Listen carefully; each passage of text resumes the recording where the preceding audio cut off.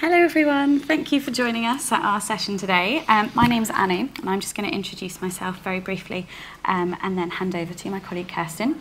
So we're from Bright Network and if anyone is a keen tweeter in the room, I realise that we do have our Bright Network Twitter handle up there, so please do tweet anything interesting you hear.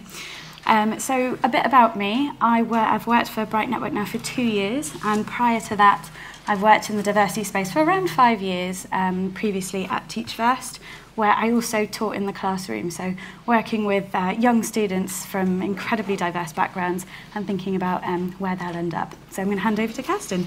Hello, thank you very much and welcome. So my name's Kirsten Barnes, I'm one of the directors at Bright Network. I've been there now for 6, 7, 8 months, but I've been working in the graduate recruitment space for almost 10 years, which makes me feel old, so I won't dwell on that for too long. My work in the graduate recruitment space has predominantly been in partnership with the UK's leading employers, helping them to shape their diversity strategies and promote their initiatives to the sort of wider undergraduate market, as well as the different diversity groups within those. My work at Bright Network sees that continue, and a number of the employers that we work with at Bright Network choose to partner with us to reach very diverse groups of candidates and help showcase their initiatives. So we're going to cover today how we use data to drive diversity strategies. And we believe that the majority of you are here today because you not only understand, but you're probably passionate about the importance of diversity and inclusion and the business case for it. We're going to talk fairly specifically about the challenges of diversity within graduate recruitment and how we're using data to improve things for our members as well as for a number of organisations out there. So I wanted to start with a quick quote. Barack Obama established the My Brother's Keeper Alliance in 2014 to address persistent opportunity gaps that were presenting themselves to boys and young men from different ethnic diversity groups. He addressed the alliance at their national summit in December 2016, and his speech included this quote. So we have to be rigorous in measuring what works. We can't hang on to programmes just because they've been around for a long time. And this sentiment is very strongly aligned with the beliefs that we have at Bright Network. What we want to do going forward is make sure that we're utilising data to enable ourselves to get a really good measure of how things will work going forward so we can make well-informed decisions. Now, we hope you'll be able to leave today's session with something.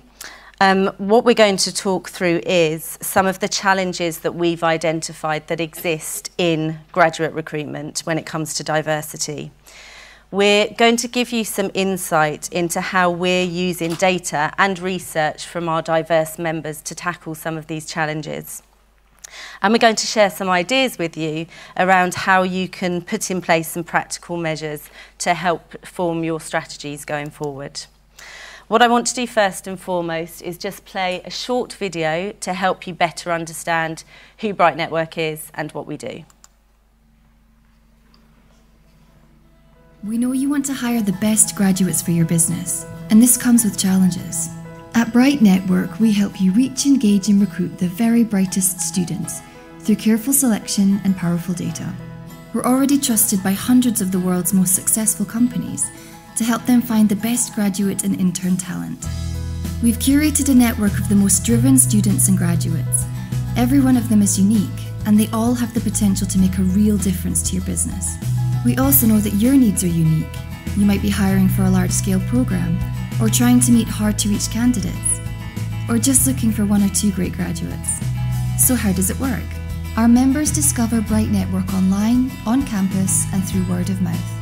A completely free service, they receive personalised careers advice tailored to their individual needs, helping them to explore their options and shape their goals. At the same time, we use their behavioural data to evaluate their profile, strengths and interests. We then use this data to connect them with relevant employers, like you, through highly targeted messaging and exclusive events. We guide our members to the right opportunity. We trace this traffic, analyse it and track whether our members were successful. All the while we're building up rich candidate data to help us create even better matches over time. And when members are hired, we celebrate their success. Bright Network is a comprehensive end-to-end hiring solution, combining big data with a personalised, curated approach that will get you the results you need. So, I wanted to start off by just adding a bit more flesh to the bones, if you like, to talk in a bit more detail about what the Bright Network actually looks like. So some numbers are going to come up on slide. Hopefully in order. It doesn't look like they are in order. Let's bring them all up and then I can talk about this more holistically. Our network comprises 150,000, predominantly undergraduates, but also recent graduates. Now, when members join our network, they give us a certain amount of data, as you would expect, and that helps us identify different groups within that network. So, can anybody take a guess at what the 43% may stand for within that network? Too much of a long shot? 43% of our members are the first in their family to go to university. When we benchmark this against the sort of UK university population stats, around 50% of those at university at the moment are the first in their family to do so. So we're doing relatively well against that kind of UK university population. 58% of our network are female. 59% are Black, Asian and minority ethnic. So in terms of how that fares against the university UK population, that's 22%. So we're doing really well in terms of that ethnicity piece. And 75% of our network are state school educated. So what we're doing is making sure we've got a really good handle on that declared data, so we're able to hone in on different demographics. But we're also now starting to look at inferred data. So we're starting to take a measure on how our network are engaging with the content and advice that we're giving to them, and how they're engaging and interacting with the different employer partners that we work with. We passionately believe that all students, no matter their background, deserve the very best chance to their career. And that's why our mission is fairly simple. We work with the UK's leading employers to connect them with the brightest, most relevant and diverse emerging talent in the UK. It's widely recognised that there are diversity challenges within graduate recruitment. As a supplier in the graduate recruitment space, we work very closely with the ISE, the Institute of Student Employers. And according to them, 74% of employers have a strategy in place to improve diversity specifically for graduate recruits. Now, that's great. There's still a missing 26%. But more importantly, what does that mean to the undergraduate world? What do they think those diversity initiatives mean? 11% of BAME hires, the share of BAME hires, is 11% lower than the number of applications made by that particular group. So there's still a big underrepresentation in terms of ethnicity. And only 48% of employers are benchmarking their diversity, the diversity of their hires, against the UK population, the UK student population. So we still feel there's a lot of work to be done. Now, in Simon's session earlier on and a couple of the sessions afterwards, there's definitely a big spotlight on the gender pay gap at the moment. Out of the several thousand organisations that will need to report on the gender pay gap by April 2018, as of this morning, only 282 of those firms have disclosed what that looks like. So I think there'll be some really interesting findings to see once we get to April next year. Thank you, Kirsten. So we know about the challenges in graduate recruitment, specifically around diversity. So let's say we've got a pool of graduates on the board. Let's, for argument's sake, say that the little green individual is your diverse candidate. We all know that employers are looking for the best talent, the most diverse talent. But what if the message that you were giving wasn't reaching everyone and wasn't reaching that little green person? So the idea is to make sure that you always have a tailored message, and how we know that our members react to certain messages is each year we conduct some research that goes out to a cross-section of all our network, and they tell us things about themselves, how they perceive different employers' initiatives and how they feel about diversity. So a few of the strands that we actually target in this are those from different social mobility backgrounds, BAME status, so different ethnic minorities, LGBT members from the disability group, and also obviously gender that we focus on. Now, we know that from our research, some members often self-select out of programs and different employers. So self-selecting out, not believing that they would fit in a role like that is a challenge that we face daily. And also different assessment processes. So we're going to tell you a little bit about that. But first, here is a quote that Kirsten's going to read for us from a recent piece of research that we conducted. Yeah, so we recently conducted a piece of research ahead of an ethnic diversity event that we ran for the first time in October. It was an event specifically for Black Heritage students. And one of the attendees told us, often firms will say they look for someone who fits their culture, but they need to be careful. If you're someone like me who is black, not posh, attended a non-selective state school for most of their education, when I go to firms which are disproportionately white and privately educated, it can feel like I would never fit in. The very, very rare few times I have seen black people in positions of power within firms, they have come from extremely privileged backgrounds, i.e. they're privately educated or went to Oxbridge, and I feel then that I would have to work 10 times harder. So we know that the challenges are there, and our members are telling us that directly. So we asked a little bit further. Now, one of the questions that we asked our students and our grads were, what do you understand when an employer says that they have a specific diversity initiative? So what does it actually mean to them?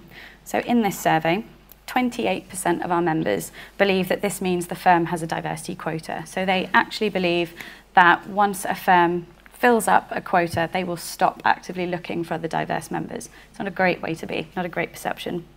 Now, unfortunately, over half of our BME members believe that this is a box-ticking exercise, and 54% of our LGBT group believe the same. So there's lots of challenges and perceptions from the graduate market at the moment and students that we are doing everything we can to dispel these myths of. Now, our solution is to use the data that we have on at Bright Network, the captured data from declared student data that they give us, as well as a range of different behavioural data that we track to produce what we've called the Insights Engine, which enables us to really specifically target and message groups from different backgrounds, disadvantaged backgrounds, with the right thing. So how we actually do this. Historically, traditional marketing methods have tended to broadcast a message to a group of people which falls on a variety of ears. Now, combining declared data, so things like what gender are you, what ethnicity are you, what university have you gone to, what have you studied, along with what are you reading on our website, exactly which sector are you interested in, how many times have you opened an email, what have you clicked on within that email. A range of different data, along with about 10 million pieces of things, goes into what we've called the Insights Engine, which gives us a really clear picture about each of our members. Now, what that means is that, looking again at our overall membership body, we're able to use declared data to put exact messages in front of the right people. So looking at maybe gender, location, university on this slide, coupling this with some behavioural data, what have they recently read, what are they clicking on the website, coupled with a bit more data gives you this breakdown of more relevant members. So your message isn't just targeting everyone in a spray and pray approach, but it's actually very detailed and it's falling on the right ears. Again, you get the idea. We're narrowing our pool and we're getting very targeted, which means ultimately you have a very clear, engaged group of people that you are messaging. Now, for employers, why this is useful in terms of data interventions, if you are recognizing that you have a low percentage of any particular group in your recruitment pipelines and you want to address that, you can very specifically target the right people and ensure that those initial myths are all dispelled. So I'm going to hand over to Kirsten about how we've been doing that. So, as Anu says, it's really important for us to not just be able to pick out candidates within our network based on a kind of demographic profile. It's much more about understanding that inferred piece. Sometimes when, in the vast majority of cases, when members become part of the Bright Network, they don't necessarily know what they want to do. They don't have a network who's been able to give them any advice to date. And a lot of what they start to learn about themselves through their university career is how we start to learn things about them as well.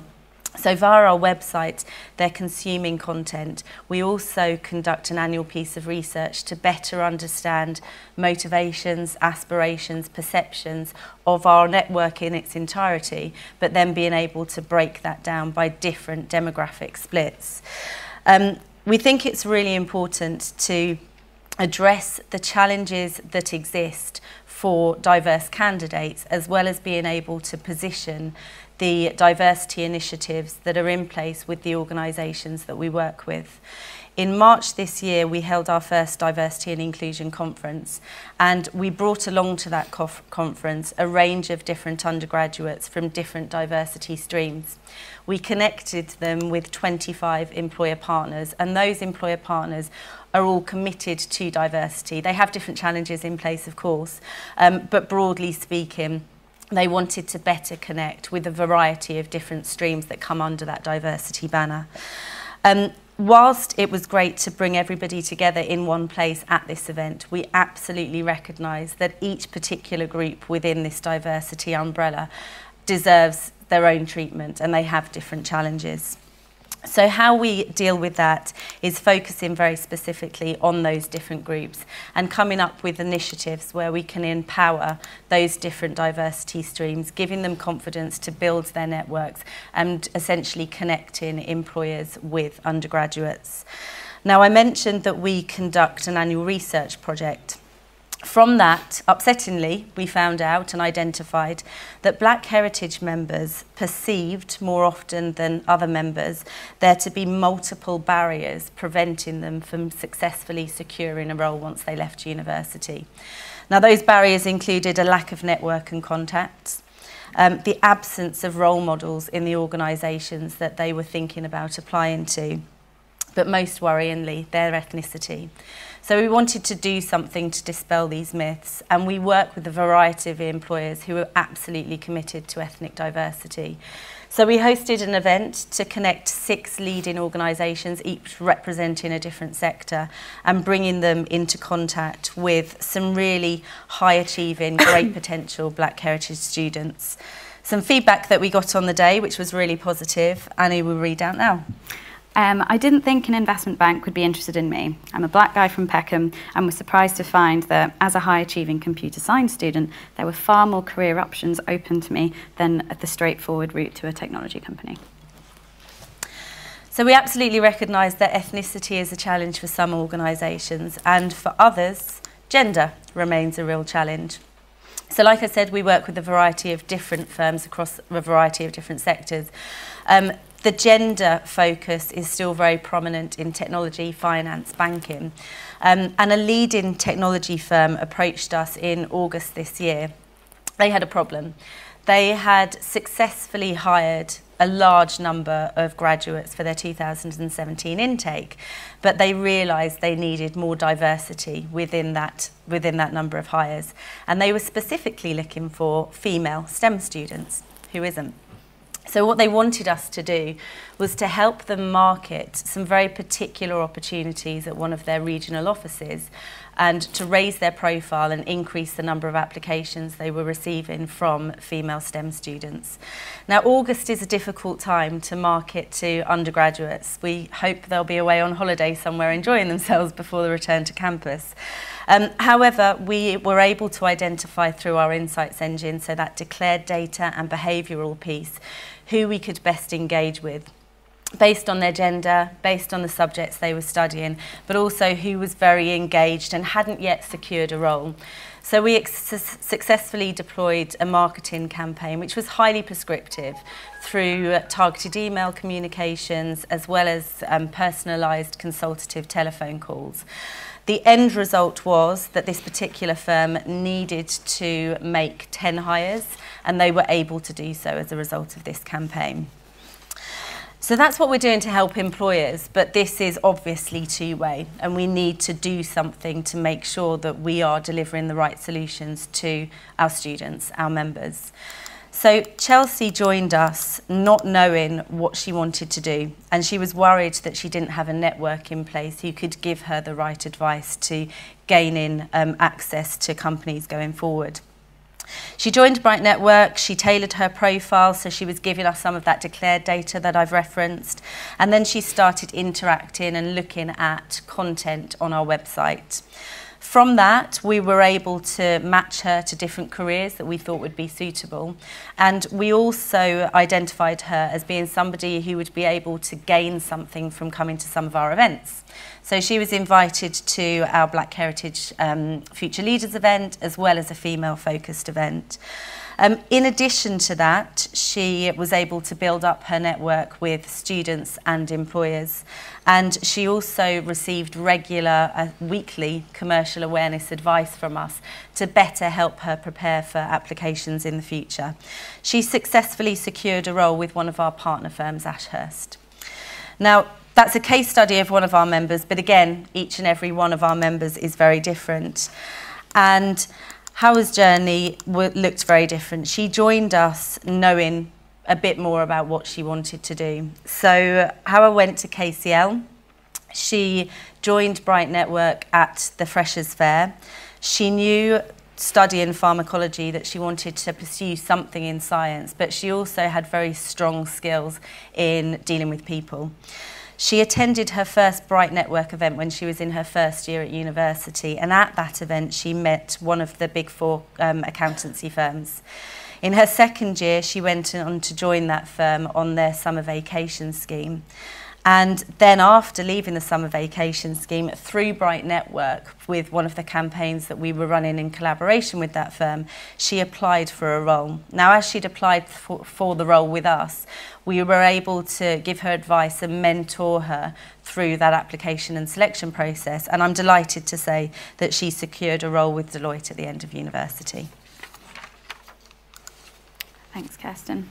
So whilst that's an example of a few case studies of who we've worked with, it's about how we actually pick those students and how we help them along their journey.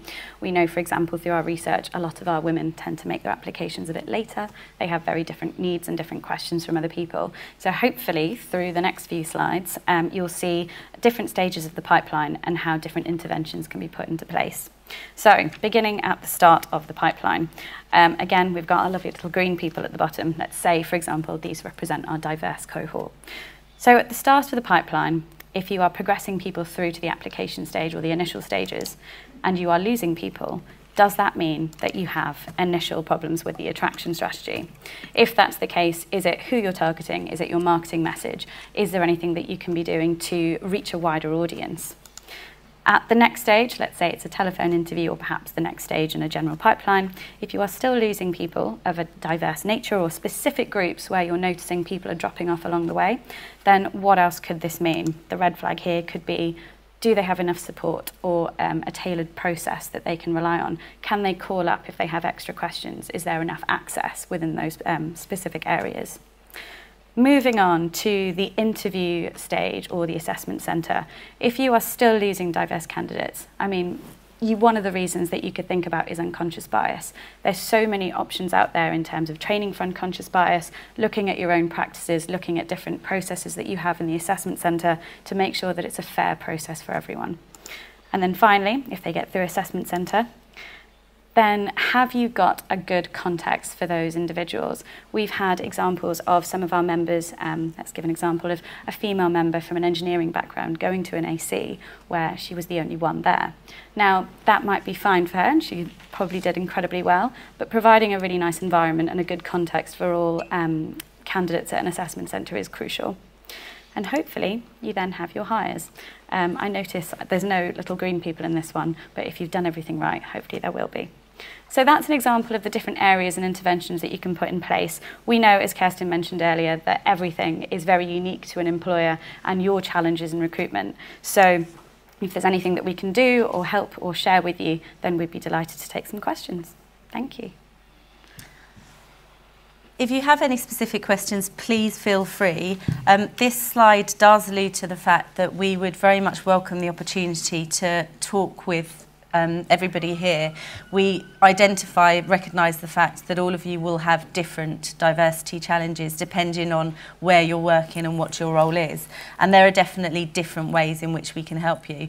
Aside from myself and Anu, we've got a couple of other Bright Network members in the room, and we'd be more than happy to sit down and talk to you. In fact, should we get those people to put their hands up, Ben and Ruth?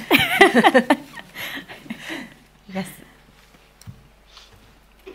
Thank you for letting me ask this question. My question is, have you ever considered blind CV as an effective intervention at any stages of recruitment, either from recommending a candidate or from an employer's point of view, whether they would value blind CV as an effective intervention? Yeah, absolutely. I mean, we see a number of our employers adopt that approach, and it seems to be a move that is being accepted by more employers across different sectors now, because they find that typically they face the same challenges year after year. I think the bigger problem is making sure that we're addressing things at grassroots level. So we're making sure that those initiatives that organisations have in place are put front and centre. So we're helping to break down those barriers, and we're giving the students the confidence to make those applications in the first place. Blind CV screening is brilliant, but it's about making sure that attraction piece is right to begin with. So making sure that you're attracting all of those diverse groups, so that when you are conducting the screening of blind CVs, you can be sure that you've got a really good representation of different minority groups within that application process.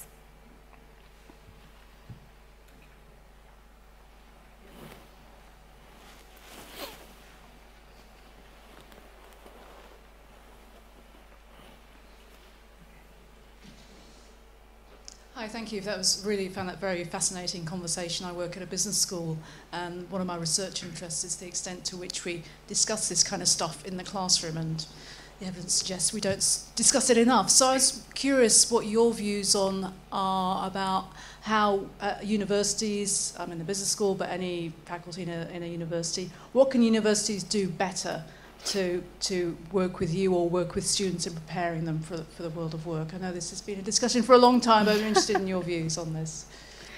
Sure. I mean, I've got a couple of comments, but I'm sure Kirsten will have things to add as well. So we do work with a few business schools, and the way that we work with them is to, I think, again, it's all about dispelling myths. We have a lot of members on our network who will self-select out of things immediately. And so making sure that we have some really strong content pieces of people who can act as role models to other members, making sure that our older members, or members that are further on stage, can support our younger members, whether it's through case studies, things that they've learned. I think that peer-to-peer network is really important. However, in terms of what you can actually be doing with students, God, I mean, this question is really big. So I suppose empowerment, encouraging students always is key. Looking at specific groups, for example, we did some research on Asian females through assessment processes, and they will always perform in a slightly different way to others, obviously, but they tended to perform worse because they were so lacking in confidence, you could say. And I think that knowing the detail and the granular detail of like any application process, or anyone who wants to come to a business school or is currently a student, is key in knowing the right intervention. Another thing to add there is that we acquire our students, our members, from universities throughout the UK. Ben, who's in the room with us, looks after a lot of that student acquisition piece. And this year we've set up some partnerships with universities to look at how we can bring front and centre to all of their new sort of freshers, their diversity, equality and inclusion policies. So we've put in place a number of really key activities in the autumn term just gone, which effectively promoted all of the different activities running inherently through that university, making sure as many students new and old to the university were aware of that as possible, but connecting them at the same time with employers. So there was that feeling that kind of everybody in unison has that same ambition to make sure that the university and the workplace becomes more diverse, and becomes more diverse because positives will come out of that.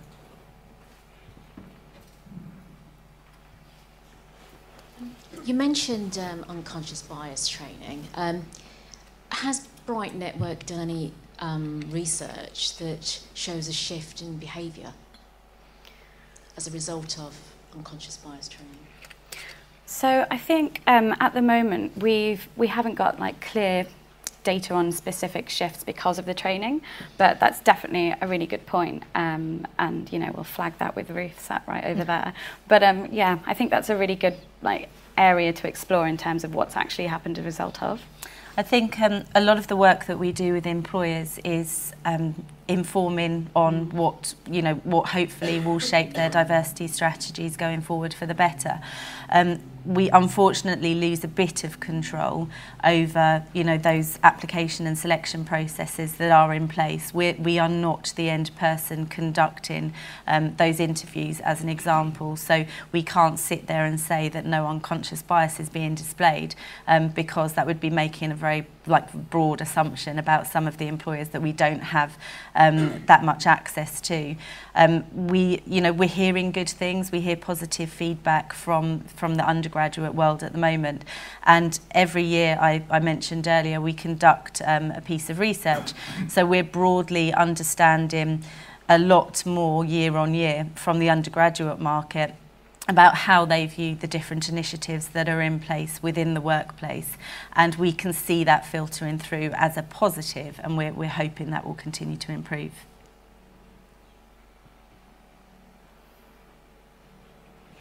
Thanks, I've been asked to stand up. This slide shows that this is all about data. One of the things we found as an employer is that apart from some obvious characteristics, people are not declaring diversity data in a way which really allows us to draw many conclusions. And I wondered what sort of declaration rates you were finding among your student population as compared perhaps with what we find in a more established workplace. Thank you. Kirsten? Oh, we're both looking at Ben, actually. Yeah, Ben, do you want to have a go at this one? I would say... Wait for the mic, Ben. Perfect, sorry, yeah. So I'd say for sort of the data we declared, we do it mainly on when members kind of come onto the network. On every sort of thing around diversity, we have sort of prefer not to say. I would say it's actually very rare. I'd say it's about over 90% on most fields. I would say on the main one we actually asked on sexuality, again, you'd expect there might be sort of a drop of that. Some students definitely, when you talk on campus, think about the confusion of us finding out their sexuality or to careers. However, still, I would say it's over 90%, so I'd say somewhere between maybe 88 and 94%, something like that. Thank you, Ben. The importance with the inferred data bit then plays in. So there's various different content that we publish on the site which is specifically aimed at females or specifically aimed at members from a particular ethnic minority.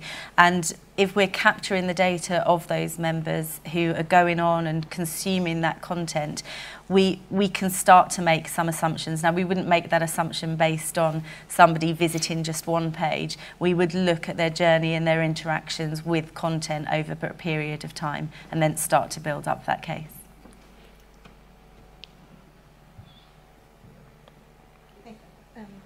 I'm not going to stand up, actually. Sorry. My question is also about data. You mentioned, if I heard correctly, that you run a couple of surveys a year. I wondered what proportion of your members completed your surveys and how you incentivise or encourage people to complete the surveys. Yeah, sure. No, really good question. So I suppose one of the things that we didn't really mention throughout this presentation is that our membership network is quite different to how maybe others might work.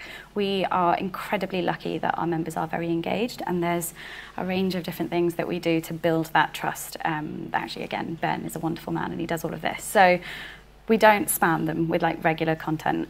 We only send them things that are relevant, which means that we have higher opening email engagement rates. And for that reason, they're more inclined to actually complete surveys. So for our recent survey that we did prior to our Black Heritage Future Leaders event, we can see on our network exactly who is from Black Heritage groups. We then targeted those who were kind of like, you know, in that year group looking for roles.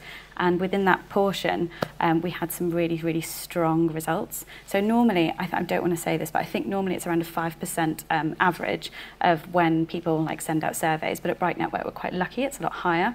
And again, it's not because we just send them emails, but we also have follow-up phone conversations with them. We're in touch in a variety of different ways. So yeah, in terms of our research, we've got copies on our stand outside, so you can have a look. It cuts everything into gender, social mobility, BAME groups, so you can really have a look at exactly who's filled out the survey. Some of the surveys that we conduct are sort of small bespoke projects on behalf of employers, and then the employers typically would like to hone in on very prescriptive segments of our network. And incentives was one part of your question. There are often incentives for them to fill out that research, and that may be an upskilling or mentoring session with some of the firms that we are working with. So we want to give something back, but we don't want that to be gimmicky. We want it to mean something.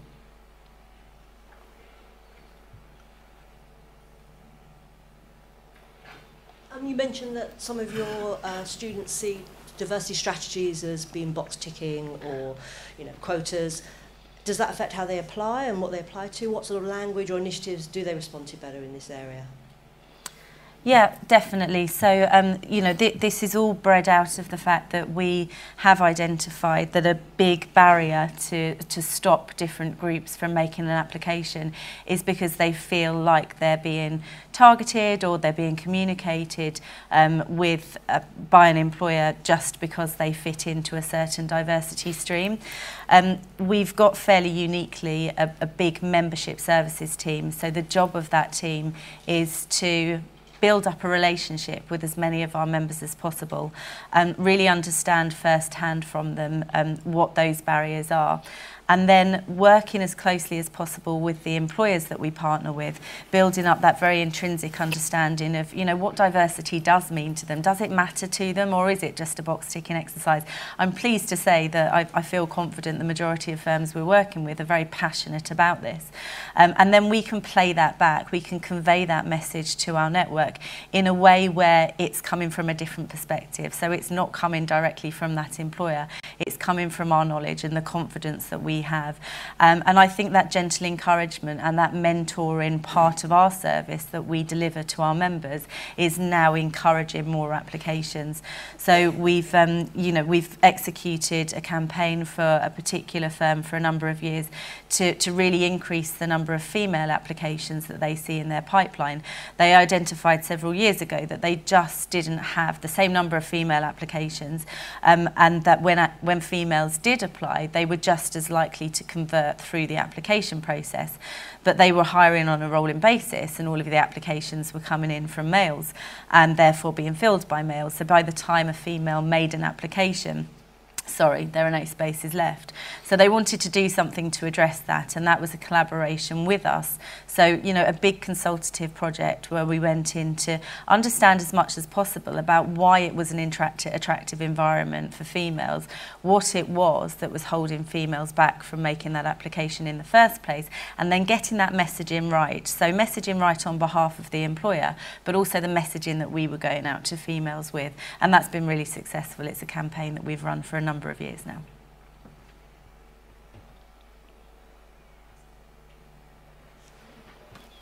I think my question follows on from that. I work in football, and we're really keen to get more female applicants, and that's something that we really struggle with, is getting that even pipeline. I suppose something that we're considering is reviewing our language on our advertisements and role profiles, because I guess the brands are seen as quite masculine.